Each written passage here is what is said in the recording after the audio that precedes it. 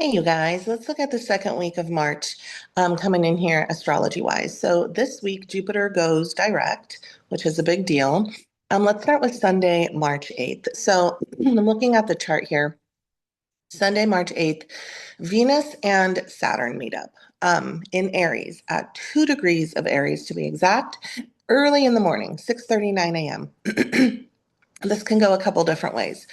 We can wake up and finally feel ready to commit. We can feel ready to be loyal, to step into a long-term committed relationship. Saturn gives like solidity. Saturn is like cement. It gives a backbone, a solid spine, right? To what? Relationships, because he is holding hands with Venus. And so during this day today, we can be like, this is it. I'm ready to jump in. I'm ready to commit. I'm in it for the long haul.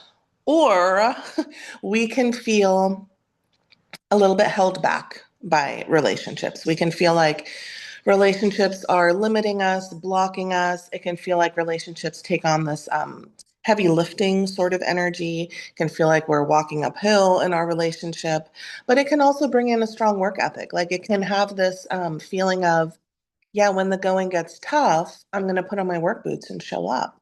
Venus conjunct Saturn, and it's all in Aries, just at 2 degrees of Aries. And so it's bold, it's courageous. If we have these feelings of being blocked or held back within our partnerships and relationships, we're probably going to speak up because this is all in Aries. And Aries isn't known for, being passive or being gentle or quiet. So if something is rubbing us the wrong way today, as far as relationship goes, we're apt to voice it. And there can also be some anger coming up with this as well because it's all in Aries. And Aries has this great journey this lifetime of how do we deal and hold and express anger. Now, Monday, March 9th, and this is a really easy day. It's a mostly easy day. And the moon in Sagittarius is super chatty with all the planets in Aries. So let's see here. The moon in Sagittarius is talking to Neptune over in Aries, um, late morning, 11:21 a.m.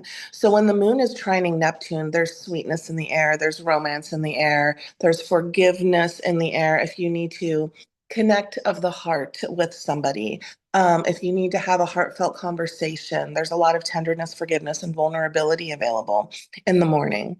And then that moon trines Saturn at 2:15 p.m. Saturn over in Aries. And, this is like emotional maturity.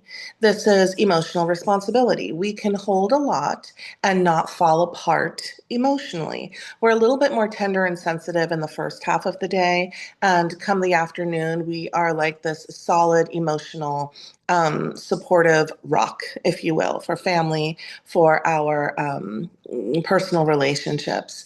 And then towards the evening, that moon is going to trine Venus over in Aries at 5:30 p.m. When the moon trines Venus, it's very romantic. So this is a beautiful evening, Monday, to have a lovely dinner with those that you love, to light a candle and set the mood.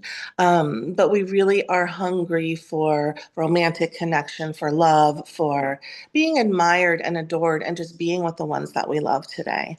That Sagittarius moon is really good friends with Aries, and there are a lot of planets with Aries today. So that Sagittarius moon feels really supported. Then we move into Tuesday, March 10th, and this is the day that Jupiter goes direct. Jupiter has been retrograde since November 11th of last year. So, during that retrograde, November, December, January, part of this month, hopefully we turned inward and gained some sort of insight when it comes to our growth, our expansion, our education. Anywhere where there's something new and refreshing that we can learn from and jump in and grow. Because now, after we were in reflection about it, now the light is green and now we can take action again in all Jupiterian things. It brings this surge of energy when it comes to positivity, when it comes to optimism, when it comes to our yes energy. It's almost like there was a yellow light or even a red light And now the light is green and we can jump in and do the thing again. We can do the Jupiterian thing, which is, the thing that feels larger than life, the thing that feels it's on the furthest horizon and we can run towards those horizons finally. The gate has lifted, has opened, and we have forward movement again. And it just allows a lot of leveling up. It allows us to take risks and to do the thing that is going to expand us. So Jupiter finally goes direct today. Then we move to Wednesday, midweek, March 11th, and the sun squares the moon today all day until about 9 p.m., 9:07 p.m. This makes for a trickier day. When mom and dad in the heavens, the sun and the moon, are not happy and are at odds, we feel this, her children feel this down here on Earth.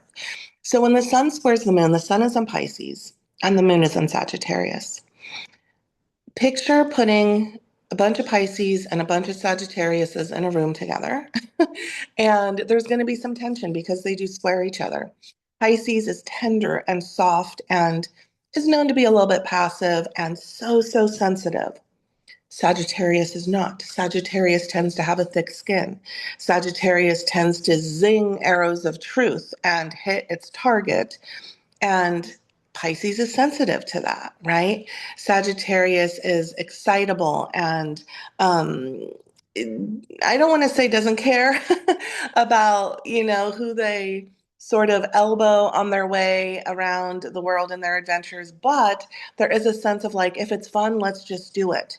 And Pisces is more sensitive than that, right? Pisces needs some holding, some tenderness. And so this funky energy between Pisces and Sagittarius in the heavens today can make us down here feel a little bit clunky. Either we're really feeling the sad, just say it how it is, just do the thing, just jump in, just zing that arrow of truth, remove all filters, or we're feeling that extra sensitivity of the sun in Pisces, like, ouch, that hurt. My feelings are hurt. I need a little bit more holding. And so how to manage these energies is going to be our own inner work, right? How do we hold Pisces? How do we hold Sagittarius? And then we move into Thursday, March 12th, looking at the chart here. Hungry for love. The moon squares Venus today, midday, 1 p.m. Moon square Venus. Let's think about this. So the moon is in Capricorn, Venus is in Aries. Again, it's that square. Imagine you have a room full of Capricorn and a room full of Aries. They're going to be butting heads because they square each other. So the moon in Capricorn likes practicality and logic and likes to have a plan and likes to know what we're doing today to be productive. Venus over in Aries says, love me, screams it from the mountaintops, loves a good chase, loves to be bold and courageous in love, and doesn't really need a plan. Aries just goes forth, right, and deals with the consequences later. Capricorn would never. So when the moon squares Venus in this way with Capricorn and Aries energy, it can feel like we are hungry for emotional connection, for romantic connection, for love, for heart connection. But because we're so hungry, we don't have a lot of awareness or discernment around how we get that attention and love today. So we can have some regrets tomorrow. So choose wisely how you satiate this hunger for attention and affection today. Friday, March 13th, the sun is in a happy sextile with the moon. So mom and dad are happy in the heavens above us. That sun is in Pisces, sextiling the moon in Capricorn. Pisces and Capricorn are great friends. They support each other. When the sun sextiles the moon, we down here on Earth, we feel the ease of those harmonious energies above us. So, it's earth and water energy. We can be much more patient today. We can be much more logical today. There is a tenderness because the sun is in Pisces, but that tenderness comes with stability because the moon is in Capricorn. That tenderness comes with stability and a foundation to stand upon, right? So this makes for a very smooth flowing day.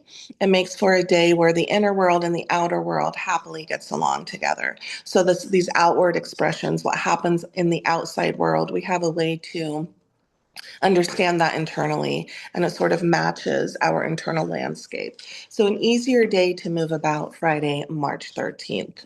Saturday, March 14th. Let's see here. That moon has shifted into Aquarius, 8:13 a.m. Pacific, and is happily talking with Aries. So the moon is sextile Neptune, late morning, 11:12 a.m., and then sextile Saturn, afternoon, 2:45 p.m. So let's talk about that. The moon sextile Neptune. The moon is getting a lot of support from Neptune. And so this feels dreamy, it feels sweet, it feels soft.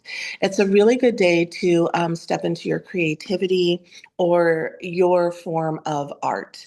You know, when Neptune is really strong in the sky, we are looking at poetry, dance, music, photography, films, watching your favorite movie that sort of tugs at your emotions.